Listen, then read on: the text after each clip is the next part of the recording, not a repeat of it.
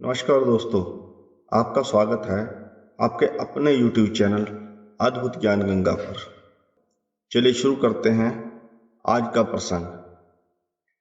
बहुत समय पहले की बात है कि किसी नगरी में एक युवा गुरु रहते थे। उनके साथ उनके कई शिष्य भी थे। उनमें से एक शिष्य उनके काफी करीब था। वह हमेशा उनके पास रहता, उनका बहुत ध्यान रखता और उनकी सेवा करता। एक दिन वह शिष्य आकर उनसे कहता है कि हे गुरुवर, इस दुनिया में ऐसी कौन सी चीज है जो कभी भी हमारा इंतजार नहीं करती। इस पर वह गुरु मुस्कुराते हैं और अपने उस शिष्य से कहते हैं कि तुम बताओ, तुम्हें क्या लगता है ऐसी कौन सी चीज है जो हमारा इंतजार कभी नहीं करती।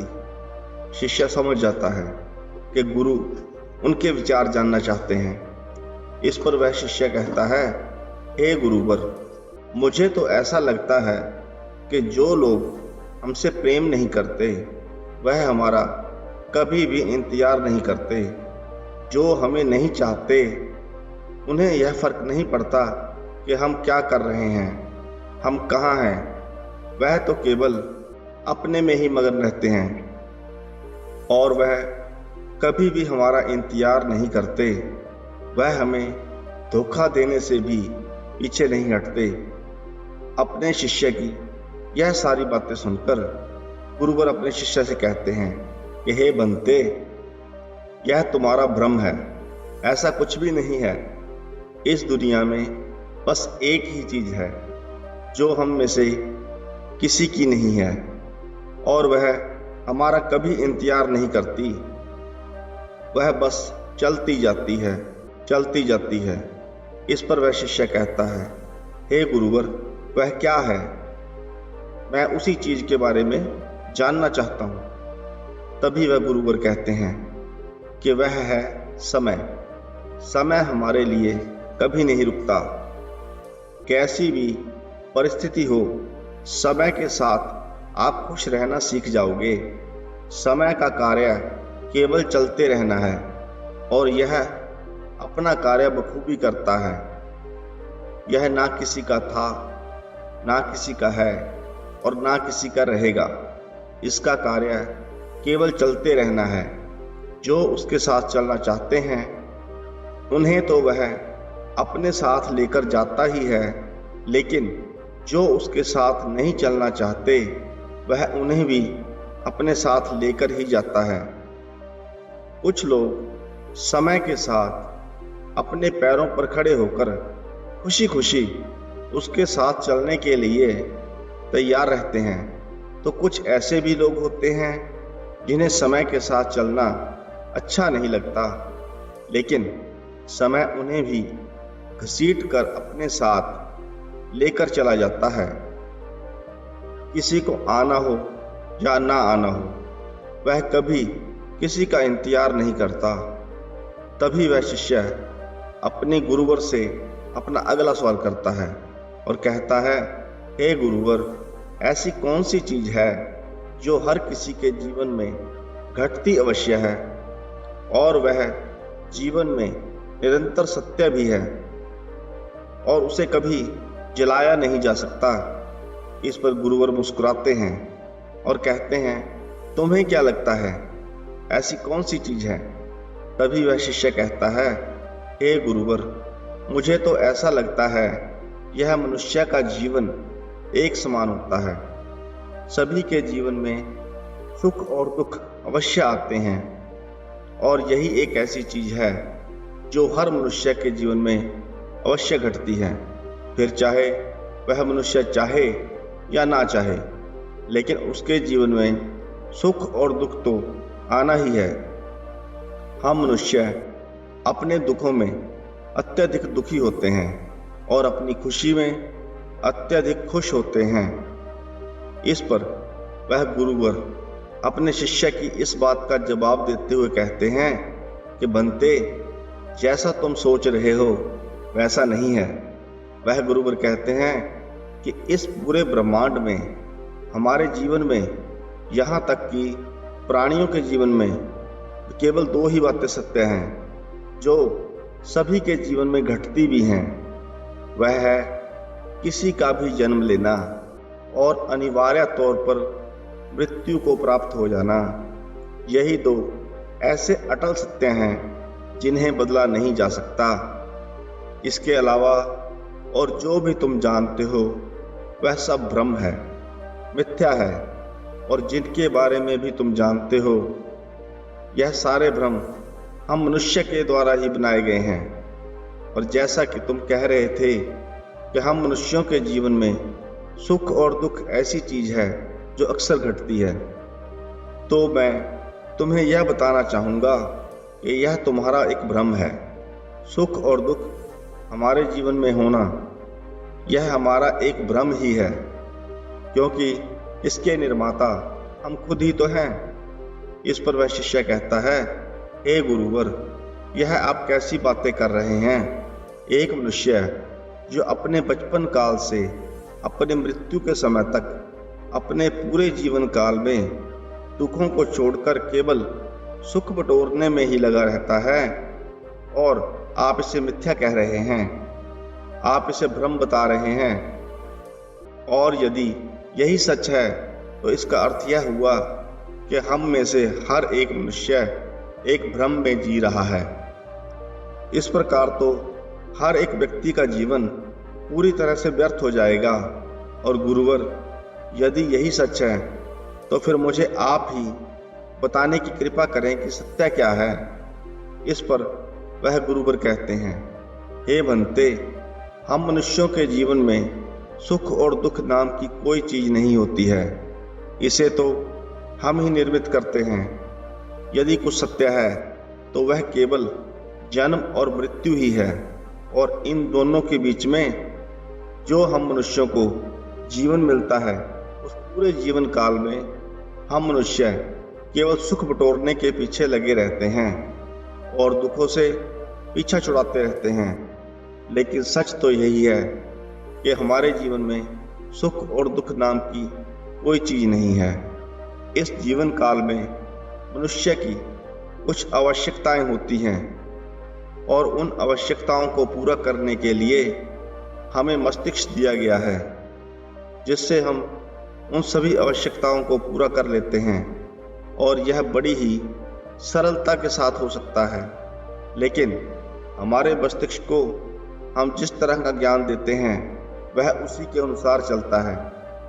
अधिकतर ज्ञान आसान चीज़ों को कठिन बना देता है, और जब वह कठिनाइयाँ हमारे सामने खड़ी होती हैं तो हमें लगता है कि हमारे जीवन में ही सबसे बड़ा दुख है, जिस वजह से हम परेशान होते हैं। लेकिन जब उन कठिनाइयों का सामना कर उसे अपने जीवन से दूर कर देते हैं तो हमें सुख की अनुभूति भी होती है।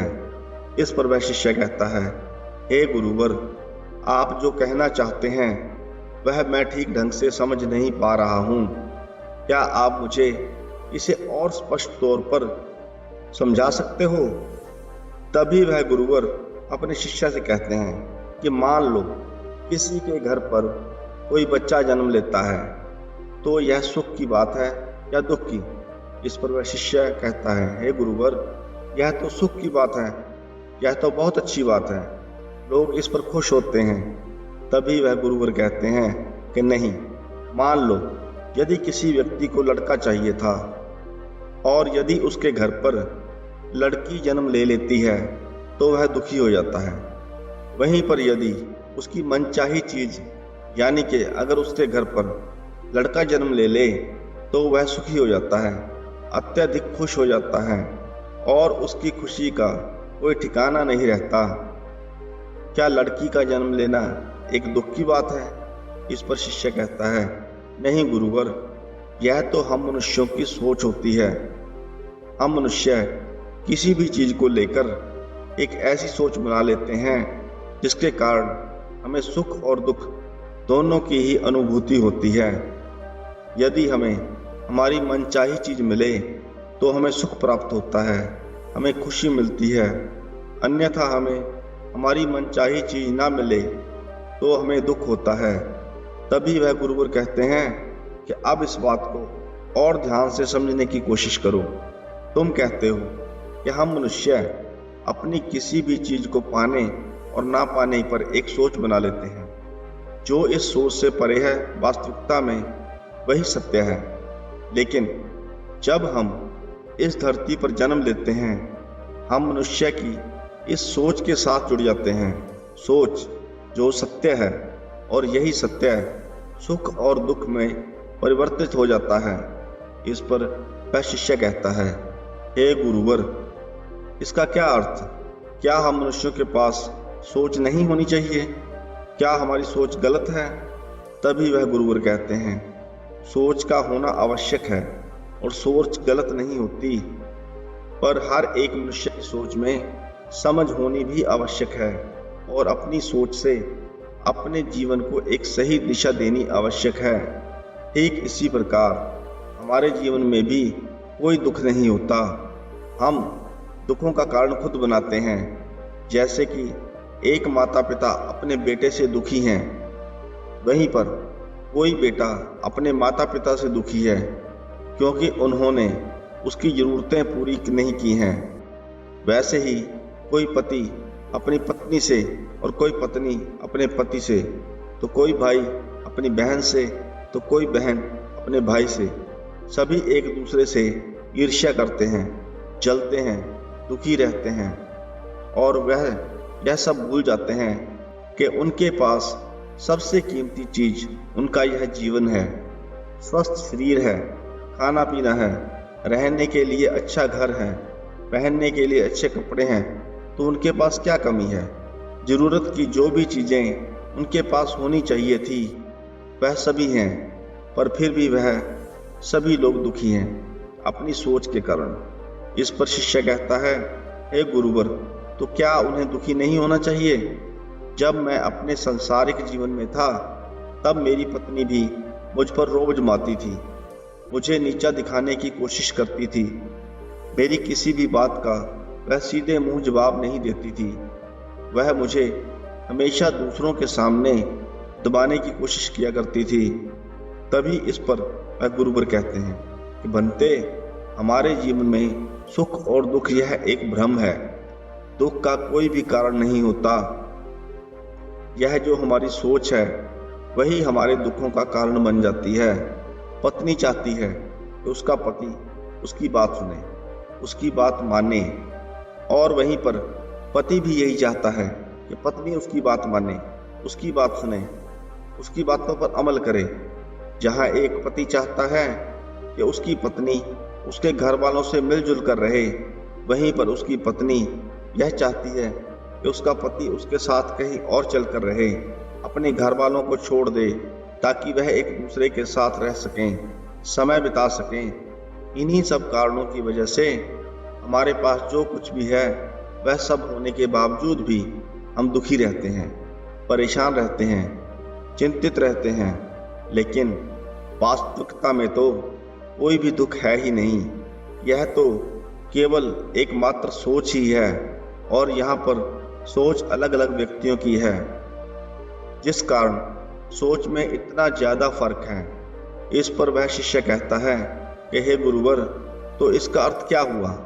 क्या वास्तविकता में हमारे जीवन में कोई भी दुख नहीं है?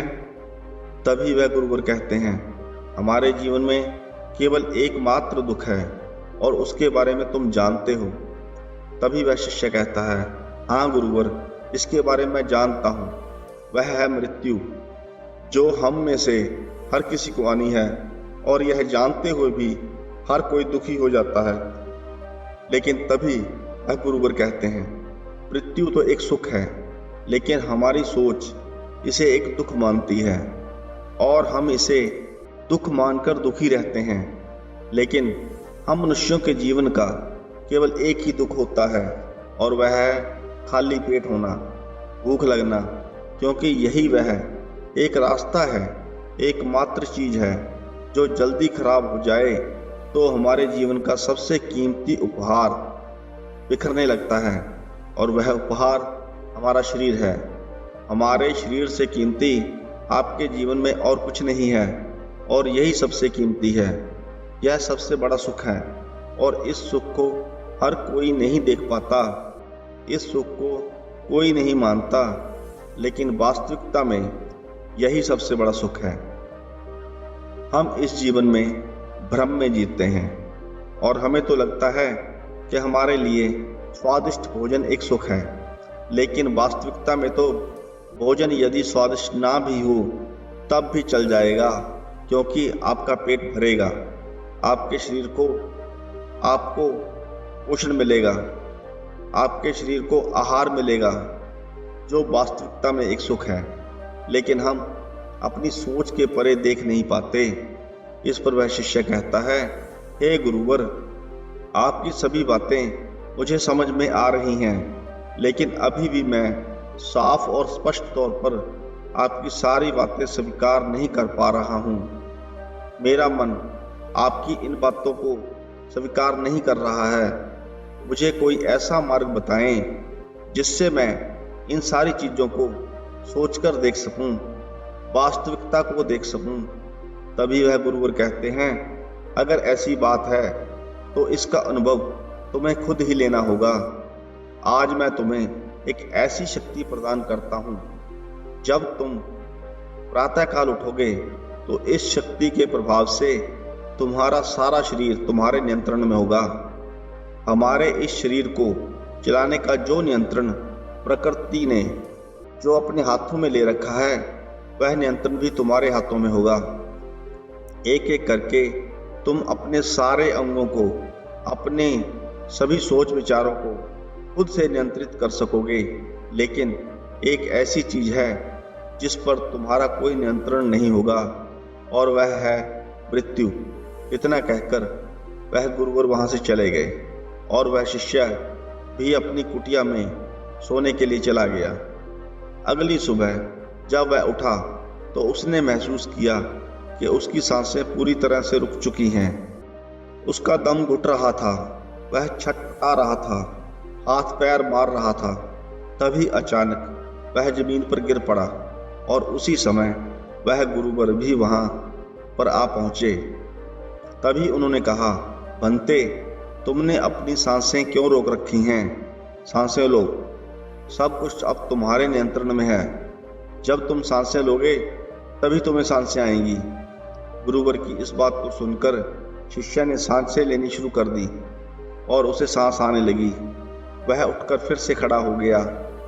तभी गुरुवर ने कहा, यह जो प्रकृति है, यह प्रकृति तुम्हारा पूरी तरह से ध्यान रखती है, तुम्हारी हर एक सांस पर भी अपना नियंत्रण रखती है। लेकिन अब से यह नियंत्रण तुम्हारे पास है, तो इस पर तुम्हें ध्यान रखना होगा, अन्यथा तुम सांस नहीं ले पाओगे। गुरुवर की इस बात को सुनकर उस शिष्य ने अपनी सांसों पर ध्यान देना शुरू कर दिया। लेकिन जैसे ही उसका ध्यान अपनी सांसों से हटता तो उसकी सांसें फिर से बंद हो जाती और कुछ देर बाद वह अपने विचारों को अपनी सांसों पर ले आता तो फिर से उसकी सांसें शुरू हो जाती। ऐसे ही प्रातःकाल से दोपहर का समय हो चुका था। तभी अचानक वह फिर से एक बार जमीन पर गिर पड़ा। उसकी दिल की धड़कनें बंद सी हो गई और उसे अब यह एहसास होने लगा कि मानो उसकी मृत्यु उसमें ही पा चुकी है। लेकिन तभी उसके गुरुवर ने कहा, बंते, तुमने अपने दिल की धड़कनें क्यों रोक रखी हैं? इसे चलाओ। शिष्य ने फिर से एक बार अपनी धड़कनों के बारे में सोचना शुरू किया और उसकी धड़कनें फिर से चलनी शुरू हो गई।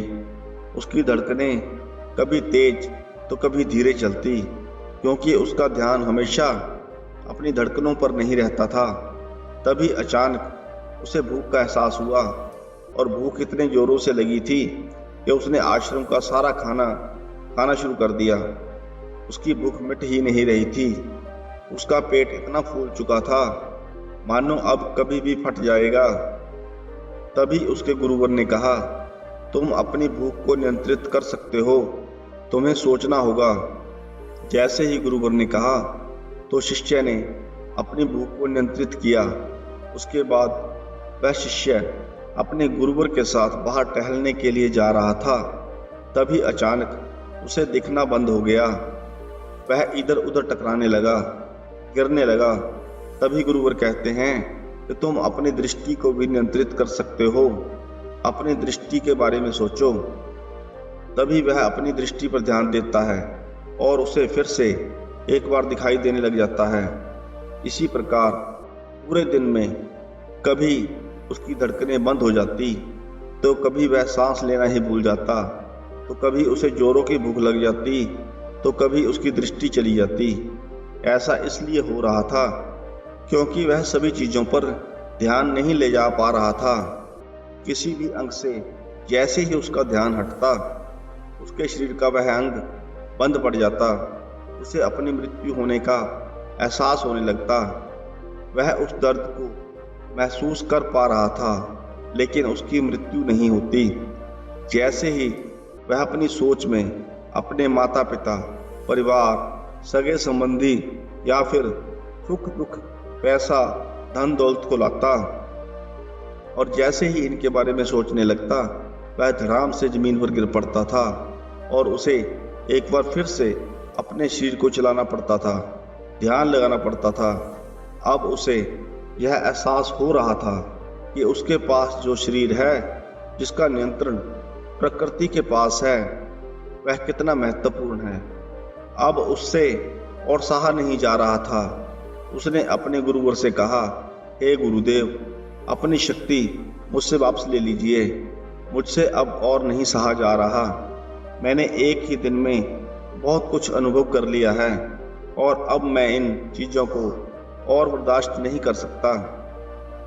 कृपया करके अपनी इस शक्ति को वापस ले लीजिए। इस पर गुरुवर ने कहा, जैसा तुम चाहो, लेकिन अभी मैं इस शक्ति को वापस नहीं ले सकता। जब तुम अगली सुबह उठोगे, तब तुम्हारे पास यह शक्ति नहीं रहेगी। अगली सुबह जब वह वापस अपने गुरुदेव के पास लौटा, तब गुरुवर ने कहा, अब बताओ कि तुम्हारे पास सबसे बड़ा सुख क्या है।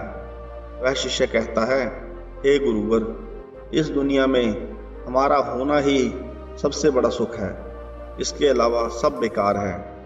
इसके अलावा हम में से अधिकांश लोग हमेशा शिकायत करते रहते हैं कि भगवान ने हमें कुछ नहीं दिया, हमें गरीब बनाया।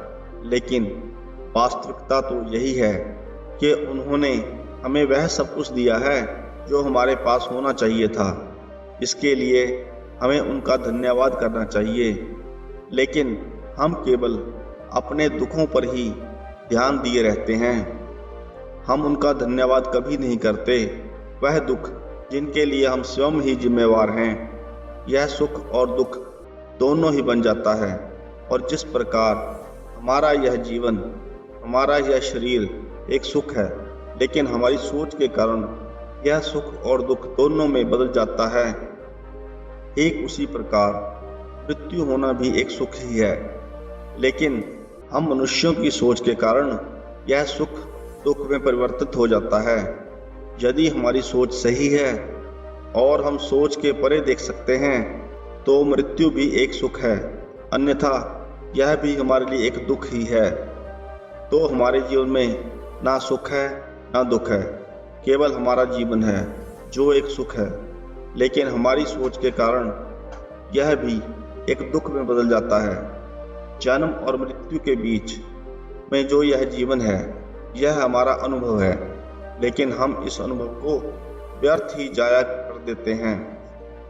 हमें बनाने वाले ने तो हमें सुख ही दिया है, लेकिन हम इसे सुख के तौर पर नहीं देखते, बल्कि हम इसमें दुख को ढूंढते हैं, दुखों का कारण ढूंढते हैं और अपने लिए दुखों की परिस्थितियां उत्पन्न करते हैं। बल्कि हमें तो अपने इस जीवन को, अपने इस शरीर को अहमियत देते हुए एक सीधा और सरल जीवन जीना चाहिए। लेकिन हम बेकार की परेशानियों में उलझना पसंद करते हैं।